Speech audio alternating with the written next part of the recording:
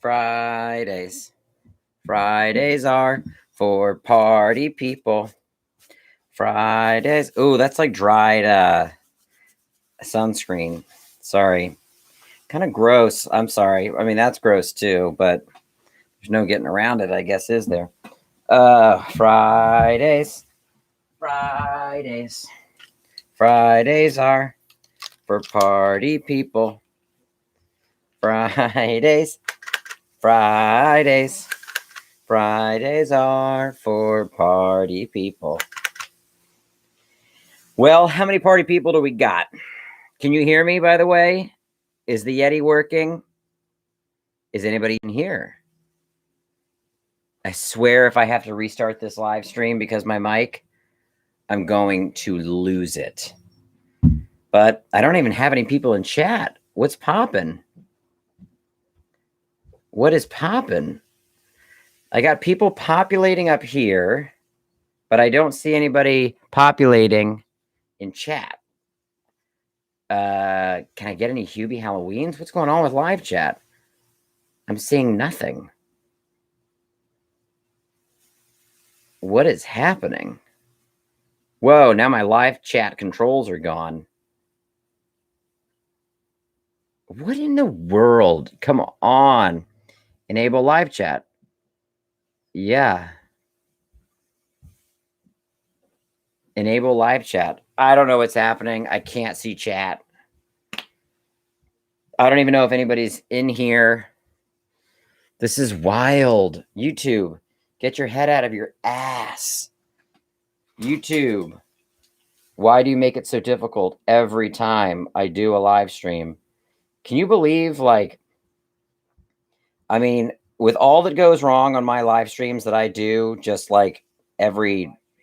So look, chat's here. Chat's here. Chat's not up here. All right, I guess I'm going to do chat on my phone while I live stream on my laptop. Thanks a lot, YouTube, for being fucking weird. Yeah, Hunter, I agree. So, okay, I hate to start this stream with a technical question, and I hope that troll VM whatever isn't in chat because he's going to fucking troll me. But how the fuck do I make live chat appear again in the right hand area of my window? There were 3 little ellipses, and I clicked on it, and it said participants, and I clicked participants, and then the whole thing disappeared. Oh man, Hubie Halloween. I mean, you know, Hubie Halloween. I tell you, it's a peanut butter cup and Topo Chico kind of Friday.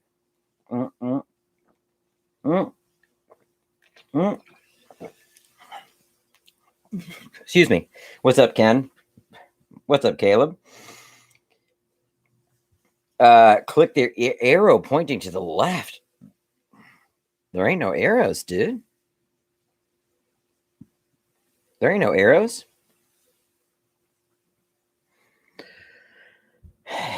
There ain't no arrows.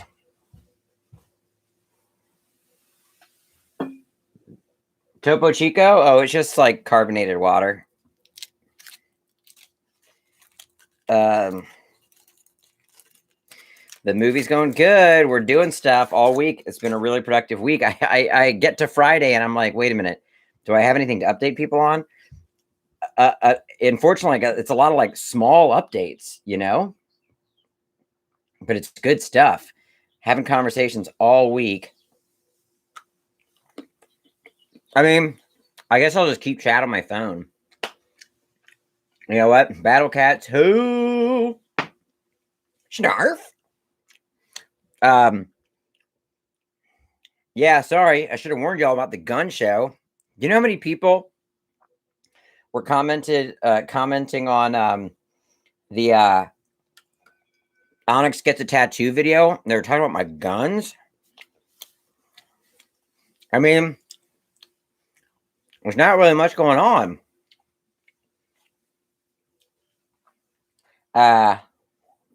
Leg stilt thing. Ken, what leg stilt thing? I got the locations people emailed me. I looked into those. I got a whole little list of locations. Who's in my cage? Grammy Boy. Grammy Boy's in my cage. I got a Fright Night poster. That's a big update because last week I told everybody that I ripped my Transylvania 65000 poster while I was taking the wall down to save Grammy Boy. And so, yeah, I replaced it with Fright Night, but I feel like it's a good balance because it's like really blue. And I don't know. I like it. Crow is all healed up, you know? I mean, there he is, all healed up. He's looking really crowy. He's really pretty. I really like him. I got to check that, Ken. I don't think I checked. I don't guess I saw the leg stilts thing. Don't burn out. Oh, what do you mean? On what? Oh, thank you. J3 or J3 or JILL. Thank you. Thoughts on the Frighteners? I like the Frighteners. It didn't slam for me, but whenever I rewatch it, I'm like, and I've watched it. I watched it recently. I watched it a few months ago, and I like it. It's like something about it doesn't truly slam, and I don't know what it is. Because are you kidding me? Jeffrey Combs? Are you kidding me? Michael J. Fox? Are you kidding me? But, you know, it might just be the special effects. The amount of visual effects they were using threw me. But, you know, Jackson, it's weird because he's always been so game for the VFX. But, man, I don't know if they could have done more of the ghost stuff practically. But that was that era. What year was that? Where they were real proud of, like, that level of CG. It's rough. It's rough, you know? It's rough.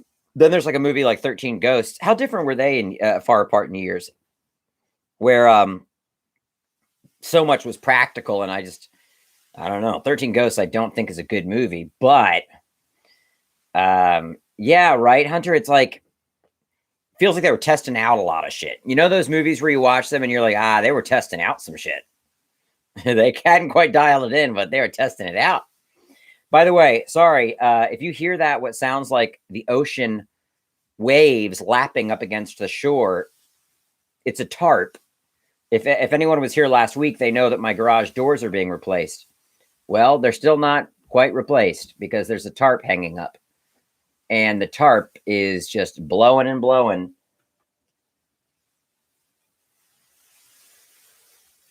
It's a very relaxing sound, but it could be a very distracting sound. Y'all let me know. But it's better than the construction noise from last week, right?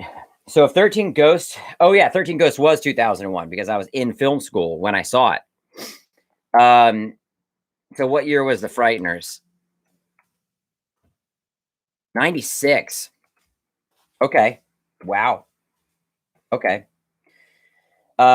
Somebody said, how often do I get recognized in public? I actually, without sounding like I'm tooting my own horn at all, I actually get recognized in public a lot more than I would expect. Like that. Oh, good question, QAB Andy Man. Is the budgeting looking good? Any compromises? I made some changes in the script this week for budgeting, and I want to tell you some of those details. I think I might have mentioned them last week, though. And I want to explain a scene that I rewrote and why. And it was really interesting because the rewrite began because of budgetary restrictions. And then I'm not lying. It sounds like I'm lying or I'm putting a spin on it. The rewrite actually became better. And I like it more than the scene previously, even though I only rewrote because of budgetary restrictions. No, I'm not in my 40s. What the fuck? I said I was in film school in 2001. How does that make me in my 40s? Oh, God. But Junk Saint, I'm not far away, so I shouldn't be that. And I also apologize. Whenever I freak out about being in my 40s, it sounds like a judgment on people that are in their 40s. But it's really just my own mortality and my own feelings of like, wanting to be further ahead in my career, etc. But I tell you, you know what's a nice salve, a nice soothing balm over a lot of those feelings of failure? This movie, dude. I'm telling you guys, like the shift in talking to people about this project out here, monumental. Do you know how many emails I get back? Like literally, I already have gotten emails back from companies that never write me back because I have $500,000 already. So if I write a company and I say, I just wanted to touch base, we may be looking for finishing funds for VFX or further down the line. Interesting. So tell us about this 500 grand you have. Oh, well, it's money I raised through Kickstarter. So there's no terms on it yet. So it's a private investment of your own. Yeah. Like people are stoked, you know, like I remember somebody commented on one of my videos where I was like, this was a really big deal for me. And somebody was like, it's not like you cured cancer, buddy. And I'm like, yeah, I know. But if you understood how different it is in LA to be able to say, I've got $500,000 toward a feature that I'm writing and directing. All of a sudden people are like, huh? People that never paid attention to you. Because all of a sudden it's a real thing. It's happening. We're making it. Right. And that's the other thing. That's the thing. Don't worry. I am completely aware of the people that are just showing up to try to get in on getting some of that money for themselves, you know, or being like, oh, I could do what you're asking for. Give me some of that as a producer and I'll find a way forward for that money to go further and further. Trust me. Trust me. I'm like, that's the other thing about this happening at this stage in my life. I know the game. You know what I mean, dude? If 25-year-old me had $500,000 to put into their movie, I might fuck up. I might get the wrong people involved. But year-old me knows where those fucking wolves are, right? This is a good question, Leah. Okay. If you gave above the 150 level or at the 150 level, because the Blu-ray won't be coming until the film is done, are all of your rewards being held until the film is done? I think so. This week was big for finishing all the calculations on how much money is going to the Kickstarter rewards. And it just doesn't make sense to have to pay to separate out shipping like that. And like, I don't know, we're still figuring it out, but it feels like we are going to be waiting and shipping everything at once if you're in that higher tiers. Yeah. Whereas I ordered stickers this week for the sticker pack people. No, shout out. Okay. Anything that is being shipped, I think, will be held until the Blu-ray if you gave it that tier. Anything that is a digital reward, you will have already received. I've got a breakdown starting of the shout out vids. It's a lot. It's a lot. But I ordered stickers. I ordered 8x10s. I ordered posters. I ordered keychains. So we're going to take it like those first 3 tiers first. That's what I'm focusing on right now.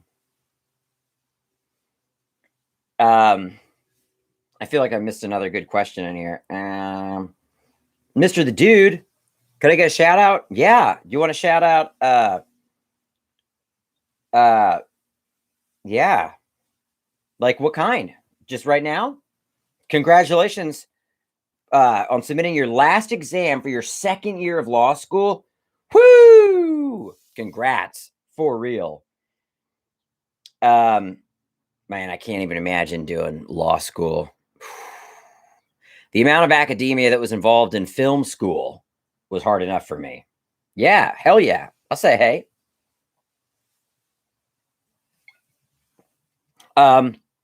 Okay, so here's something I rewrote this week based on budgetary explorations.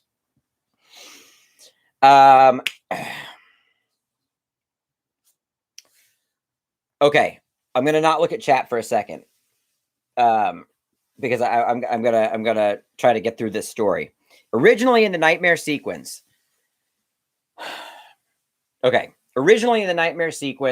Onyx starts off being a vampire singing a Meatloaf song, and then Farah, the demon succubus looking human, comes up to him. Then he chases her. Then she turns into Gadget Hackwrench. Then Abaddon the demon shows up, and I had him walking through the hallway of the mansion, and then being in the meat hut. And that's where he tells Onyx, this is really hard to explain. That's where he tells Onyx, you're not the fortuitous one. I've seen the fortuitous one. You're not him. And sorry, between there, I had Onyx go into his living room in like a nightmare version of his living room, and he sees Todd and Nancy, his stepdad and his mother, but they're ghouls and their heads fall off. Then he sees Abaddon. Abaddon's walking. Then he falls into a kitty litter box that's giant, and then he falls into the meat hut, and then Abaddon is there, and he's like, you're not the fortuitous one. Okay. So, sorry, Freddy Freaker cameo. What do you mean Freddy Freaker cameo? I have to Google that. Fuck, sorry. I don't know if I know what Freddy Freaker is. Holy shit. I don't know what Freaker is. Until just now. This toy? What am I doing with my life? Wow. So sorry. Okay. So anyway. So this is interesting thing about. If I want Nancy to be played by a cameo, my dream is Amy Sedaris. If I want Carl, Onyx's biological father, to be played by Bruce McCullough, cameo, that's my dream scenario. Then I would argue Onyx's house should be Los Angeles, because I'm maybe more likely to get Bruce McCullough and Amy Sedaris on a trip to Los Angeles than I would Pennsylvania, where we're hoping to shoot the mansion stuff. So that means if creatures are Pennsylvania, I shouldn't have creatures in Onyx's house in the nightmare sequence. You know what I mean?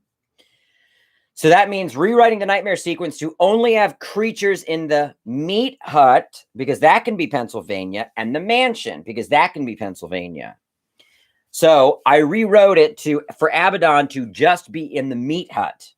And then in conversations with one of the creature artists, we're talking about these ghouls, right? We're talking about these ghouls being puppets. And we're talking about how many ghouls. And when you talk about 4 ghouls, you talk about 5 ghouls, you talk about 6 ghouls, you talk about 7 ghouls. Well, that's very expensive.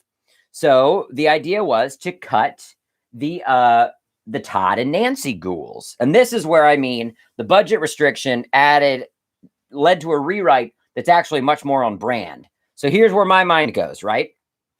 Okay. So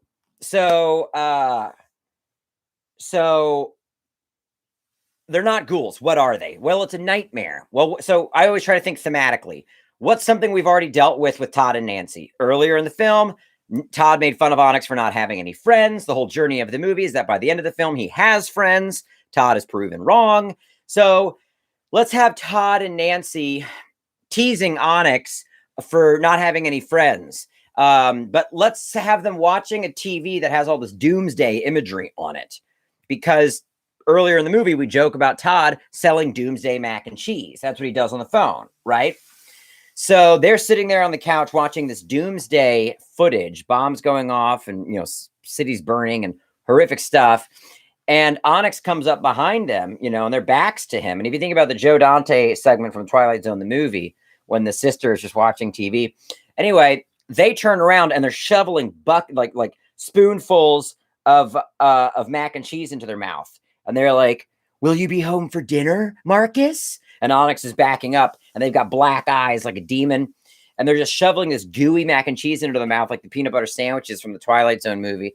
And then Todd says, what about your friends? Should we save a place for them at the dinner table? And they're shoveling this mac and cheese in their mouth, and it's like real fisheye. And they're coming towards Onyx, and he's backing up. And then they say, oh, wait, that's right. You don't have any friends. And then they laugh with this gooey mac and cheese, and his mom laughs with this gooey mac and cheese.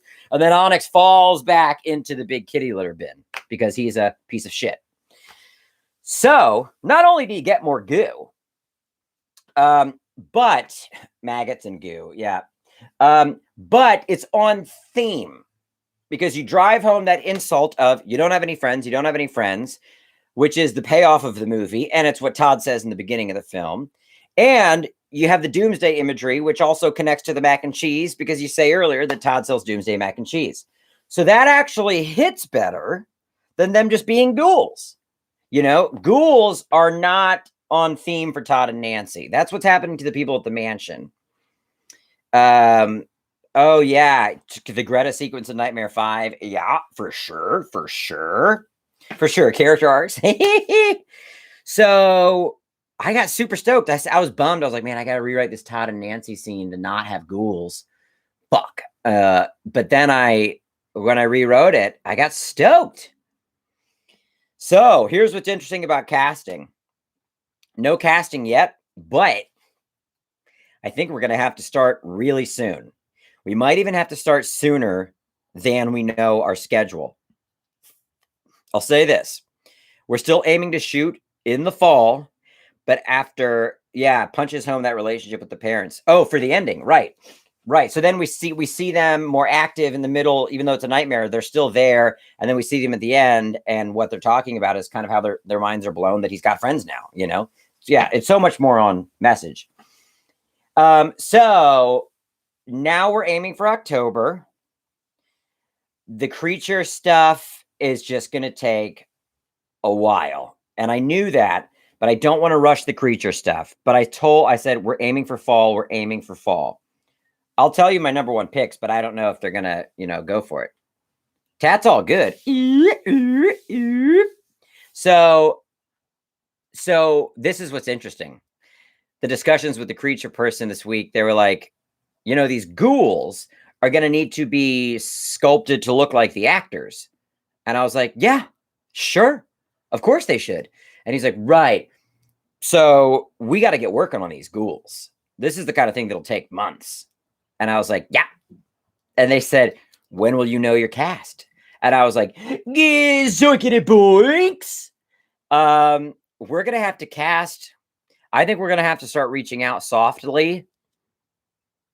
Top of June. Oh, nice, Magic FX. You should have said hi. You saw me in Arizona making a little wheelie. Yeah, we'll be sharing concept art, but I will say a lot of the behind the scenes stuff is going to be on the private Instagram account for the people that backed at that level. But, all right, I'm going to tell you my top picks. But I'm not going to be bummed if it doesn't happen. Top pick for Onyx is Andrew Bowser. Oh yeah, you can change the information on the shout out videos. We'll reach out before we finalize and before I start recording those. I think I'm going to start recording those in June. Okay. Slurp that glur. Anybody know what this movie is? Okay. Farrah, I want to be Olivia Taylor-Dudley.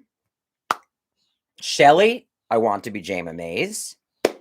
Mac, I want to be Rivka Reyes. Mr. Duke, I want to be LeVar Burton or Keith David. Jess Minder, because her name in the script read was Angelique, but I always wanted to name her Jess Minder. I would love to be Janina Gavankar, but I think she's going to be booked. She's in the Borderlands movie right now, and she's in a lot of other things coming up. So I don't know who else I would have play Jess Minder. Onyx's dad, I want to be Bruce McCullough. Nancy, I want to be Amy Sedaris. Todd will be Ryan Stanger. Bartok, that's the big one.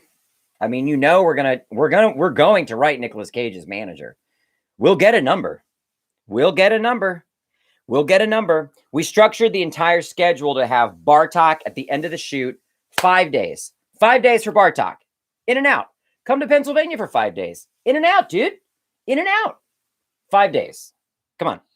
Come on. We'll get a number. But here are my other selections for Bartok. If it's not Nicolas Cage.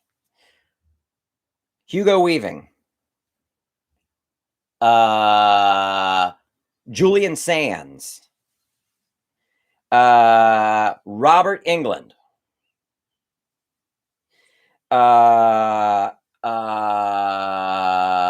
Jeffrey Combs. Walton Goggins. Probably too expensive. Simon Pegg. Kevin Bacon. You know what I mean? Sniff, sniff. My wolf dragon senses were peaked. I knew something was amiss when I saw my furry fan doubled over in pain and exasperated canine size. I don't know. Ooh, Christopher Lambert. Yeah, that's what's tight. Robert Englund. And then there's a world, Nate, where Jeffrey Combs is Bartok and Barbara Crampton is Shelley. Eric Roberts is popping off again. Jeffrey Combs and Barbara Crampton Reanimator reunion. I mean, sign me up, dude. Sign me up. Excuse me.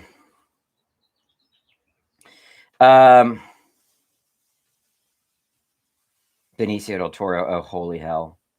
So I have something shameful to admit. I had never seen Warlock until last night. What? Oh, and I'm sorry, Bruce Campbell. Right? I love Robert Englund in roles other than Freddy. I have seen him in a couple of films, for sure. But think about Kevin Bacon. Think about K-Bakes. K-Bakes can be really intimidating. You know, I didn't like that new Blumhouse movie he was in. It was Blumhouse, I think, right? But he was good in it, dude. He was good in it. First of all, I'm mad at everyone who has never told me I must watch Warlock. I'm not even joking. It wasn't just silly and like good for the 80s. I honestly thought it was genuinely good. Oh, Xander Berkeley. Oh my gosh. No, of course. Xander Berkeley is high on the list. I really loved him. Yeah. Yeah, and Robert Englund is up on Stranger Things, so his cachet, you know, it's raised a little bit. Warlock was so good. He was so good. Oh, come on. Willem Dafoe, dude. Yeah. Yeah. Of course. What are we talking about? Steven Weber. Steven Weber was a good bad guy in that weird Netflix movie, The Perfect or The Perfection. You know? So anyway, Warlock ripped. I don't understand. Like, they did such fun stuff with the witch logic. That stuff's really hard to sell, but it kind of reminded me of the Onyx script. Like, you really buy in. I know it's hard. I know Richard Grant's running around in a fur coat, but I loved Laurie Singer in it. I thought she was super fun. And I mean, are you kidding me? Julian Sands. I felt like they knew when to move on from set pieces. Oh, dude, Keaton, get out of here. Get out of here. But come on, you know, we're not going to have that much money. Think about it. And then this is the thing. Hunter, you talk about the grimoire. This movie, Warlock, they're like, we've got to find the Grand Grimoire. There's missing pages. And I'm like, did y'all read my script? Like, holy crap. I had no idea that is what happened in Warlock. And I loved it. Literally just watched it last night. If there's a sequel and you can't get the actor for Bartok to play the head, you could have his head slowly turn more demonized. That's a great idea. That's a great idea. But the nice thing is you'll be able to just get that actor on green screen, whoa, and shoot his assets. Shoot him out in a day for the whole sequel. You know what I mean? Oh, if we had Tony Todd, I really want Tony Todd to be Mr. Duke because he's great. Okay. Man, Michael Keaton and Willem Dafoe. Fuck. I mean, that's the thing, though. When you get a big actor like that, you're going to have to find more money. And then you're going to lose some creative control. If somebody comes in, if I find an investor to be like, I'll get you $1 million and we'll get Michael Keaton. I mean, I don't know. I think the movie's going to have to change. Unless you can get Michael Keaton to appeal to work, agree to work for scale. Yeah, right, dude. On a movie like this, I mean, maybe if it was like a Friends movie that you knew, but I don't know, man. I don't know. All right. So, what were the other updates I was going to give y'all? Still dialing in Pennsylvania. You know, I gotta say, it's not like I expected places to be like, sure, you can shoot your movie here. That sounds great. But I'm definitely getting a lot more hard nose than I expected. I'm getting a lot more hard nose than I expected. Yeah. Let's just say that. I'm getting a lot more hard nose than expected.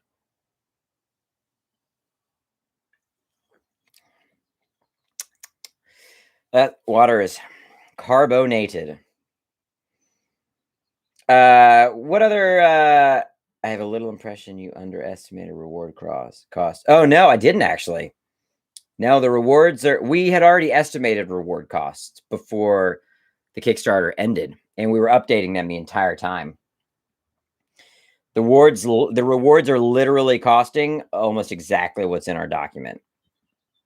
Yeah. Which makes me feel fucking so much relief. Oh, we got we ordered the prototype for this is not the actual prototype, but this is our painted prototype from our designer. But we ordered the proper vinyl prototype to be made. And I'm putting in the order for those because those are going to take a while. So I wanted to get them popping. So if anybody got the vinyl toy, this is the little prototype, but in about 20 days, I'll have the proper vinyl prototype. I think this is resin, but he's still so cute. I love him. He's so cute. The little horns on that demon skull are so sharp. Ooh! Pew, pew, pew, pew, pew. Gosh, what else? What else? Oh, yeah, the trading cards. Oof. You know, we'll still see if we can do. I told my line producer to every day that felt like it would be a little light to work in shooting part of the music video. Just getting every character singing through the song once. You know what I mean? No, it wouldn't be good to do it all green screen because this is meant to be a very practical throwback, you know, Fright Night movie. Grummy Boy is right here. He's right there. We've been having good times. I think he's been chilling. He eats in front of me, you know. I'm trying to get him to get treats out of my hand and he won't do it. I'll put my hand in the cage with a cat glove on and he'll just be like this for like 30 minutes. And then if I put the treats down and move my hand away, he's like, so anyway, ooh, Tunnelton. I don't know, QAB Andy man. We're just looking for domestic right now. We're just popping around. I'm telling you, every new mansion I find is Pennsylvania. They're so Many. Use a spoon and wet food. Cat glove is too soon. Wait, but I'd still keep the cat glove on, Ken, even if I went in there with a spoon. I'm not ready to risk life and limb. He's still pretty upset when somebody reaches in his crate. I'll do wet food on a spoon with the glove. You know, that's what I'm thinking. I'm telling you, though, every mansion I look up, it's Pennsylvania. That place is swimming in Gothic mansions. Jake, we probably wouldn't make the whole thing look like VHS-C. We actually want it to look really crisp, you know, like an Amblin movie. But the VHS copies will have some grain. There's no getting around that.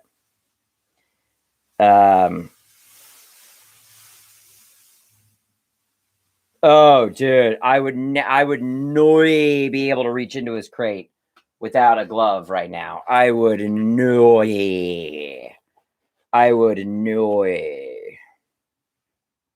I gotta have the cat glove on. Gotta protect these fingies. What's Castle Bam? Oh my gosh, are you talking about Bam Margera's house? That's so funny. That's Pennsylvania, isn't it? Right? Jimmy Tupper. What's up, Matthew? What about Jimmy Tupper? Where'd I get this? I can't see stuff in my hand. Well, yeah, interesting. If anybody, Muggsy, if you can email onyxthemovie@gmail.com, Carson Mansion, Northern California. Yeah. This is the Power Glove, the Pet Power Glove, Pet Fusion. Oh my gosh. It really does look like a Power Glove, though. The coloring of it. Oh my gosh. Hold on. Let me think. What other updates?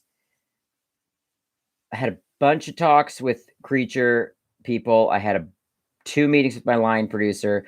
I got I sent the script to a costume designer. I sent the script to, I had a great conversation with a production designer.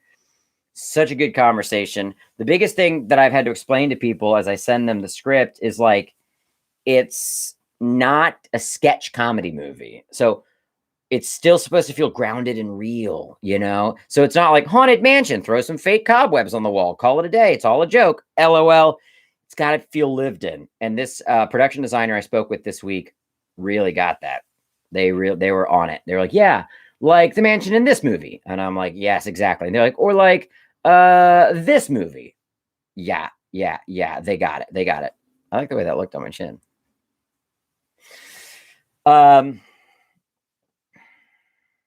Where is the carving on the tree? Wow, Matthew, I haven't even thought about that. I don't think I'd ever be able to find it. It's off Governor's Bridge Road. It's off Governor's Bridge Road. There's like a little white, if I remember correctly, like kind of fence. And it's just back there and to the right. I don't know. So hard to explain. Yeah, dude, Friday live. Whoa, the Dromore Castle, or the High Spirits Castle. Oh my gosh, love it. If anybody has ideas on locations, please send it to onyxthemovie@gmail.com. Meatloaf update is that my composer, Matt, and his wife are looking into the license, what it would cost to do the cover license for Meatloaf, because they've had to pull licenses for that as musicians before. I had another good conversation with the entertainment lawyer. Yeah. I remember what I wanted to do. So you've got to start an LLC. Oh, Matthew, I wouldn't remember how far off the road. I would remember. So, you got to start an LLC. You got to run. Yeah, you got to have a company that you're doing these deals with, at the agreements with these locations, with cast, with crew, etc. So I'm starting my LLC, and I wanted to show you the logo that my friend Shay made for me. I'm going to premiere it right now. So hold on. Let me go to it in my phone and I'll show it to you on the camera. I hope this is exciting to y'all. It was exciting to me. Hold on. Oh no. Where is it? Oh my gosh. Hold on. I got to text it to myself. It's like not in my phone. Okay. Here, where's me? Where's me? Where am I? Where am I? Andrew. Text myself this image. Okay. And what I wanted to ask real quick, can anybody guess what I would name the film company that I started to run the Onyx movie through? Can anybody guess? Let me just get a couple of guesses in before and don't say it if you know it. If you know it, that's not as fun. And it's not going to be a nude of me. Yeah, I think the Goat Man's real. I think all that stuff's real, though, so.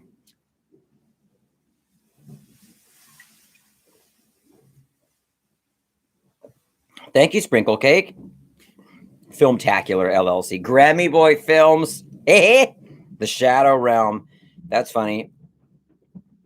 Thomas says Fortuitous Films. Shinzo says Bowser Films. Grammy Boy LLC. Something with Fortuitous. Meow Meow. I don't know Productions. Oh, John Glover is on my Bartok list. Goo Goo Boys. Goo Boys. No, let's see. Let's see if this shows up when I hold it up to the camera. This is the name of the production company with a logo from my friend Shay. I hope the cameras can see it. Fortuitous Films. It won't focus. It's a sword. It's a cool sword. It won't focus. Anyway, Fortuitous Films. Fucking hell. Can I even fucking get that to focus? Anyway, y'all saw it, kind of. Right? So, Thomas, you guessed it right.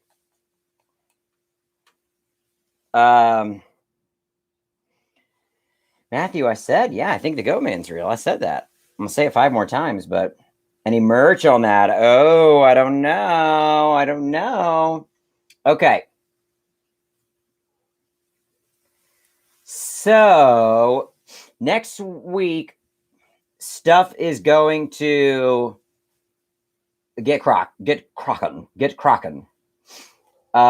Because realistically, we have to start on creature designs in June to make an October start date. So I turned my brightness all the way down. I don't know. So we've got to get cracking.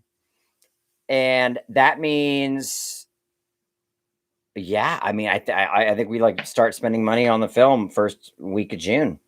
We start creature designs, which is great. And aiming towards the fall to shoot. And knowing that next week's just going to get wild because then we're going to have to get contracts and agreements going. Yeah, I'm going to start to get cranking. And think about that. If you start in creature stuff in June and then you got to be casting and I think we're just going to say, here's the offer. And shooting on the East Coast in the fall. We'll keep it general to just gauge interest. A lot of managers and agents with a movie this small are just going to be like, okay, cool. Come back to us with a hard number and a hard start date. And I'm like, okay, well, how about read the script and let's have a conversation. Ian, I haven't heard back from the people that were talking about designing a side-scrolling game with the Onyx for the Onyx movie. I haven't heard back yet.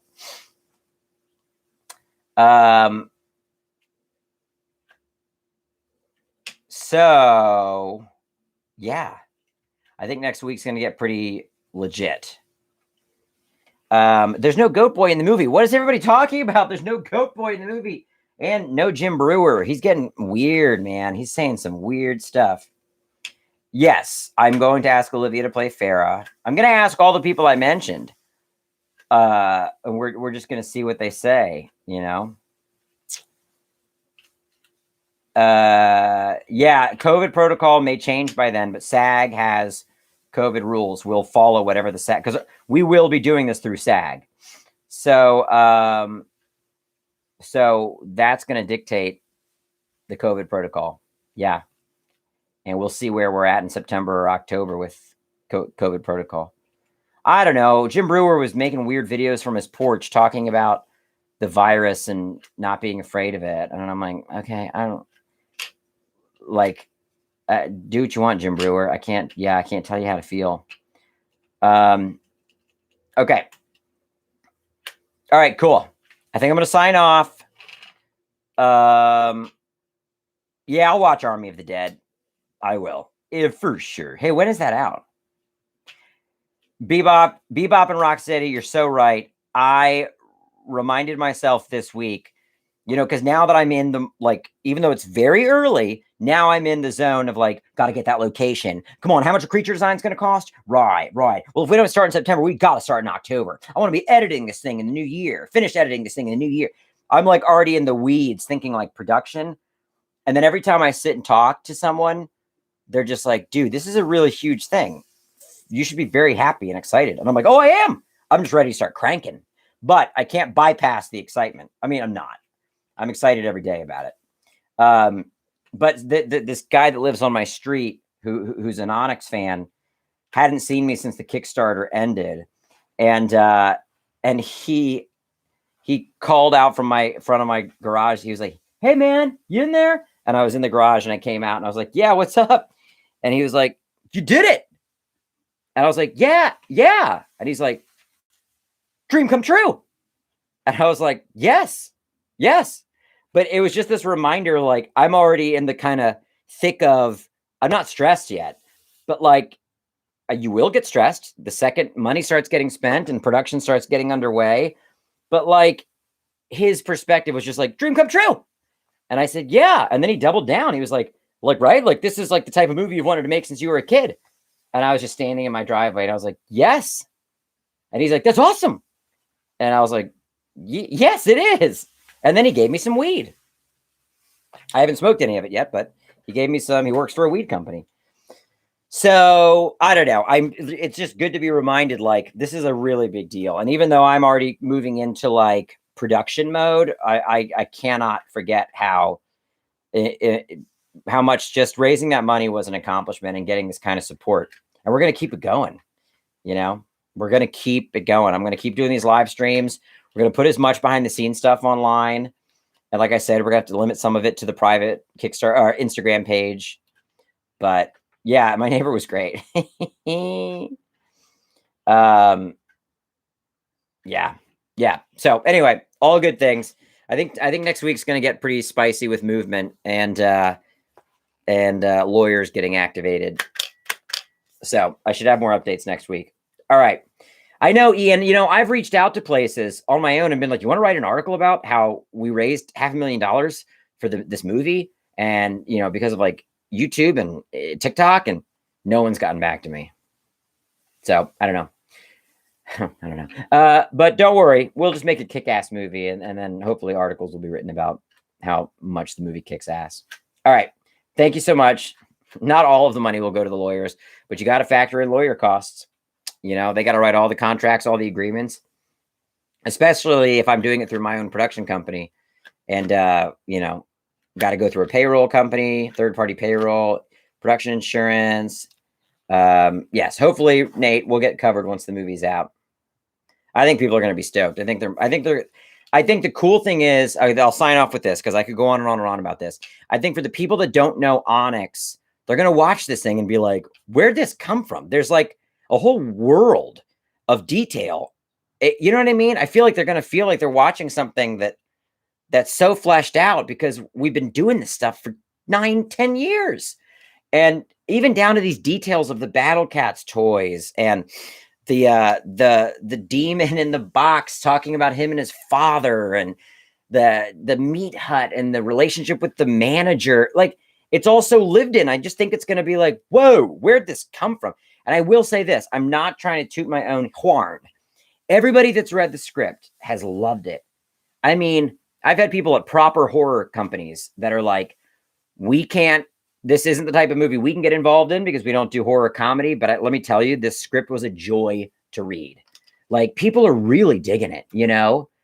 So, and I think the script is even in far better shape than we did it at the live read.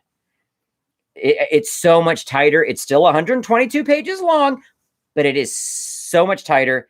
Everybody has a fun time reading it. And the weird thing is, and I don't know that it felt this way at the live read, but they've all said it's a quick read.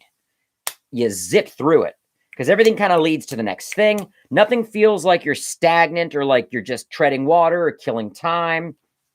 Everything is moving to the finish line. Yeah. So I've gotten a lot of great feedback, even from people that don't want to be involved. They still like it. Yeah. All right. Cool. All right. All right, everyone. Thank you so much. And I will talk to you next week. Thanks.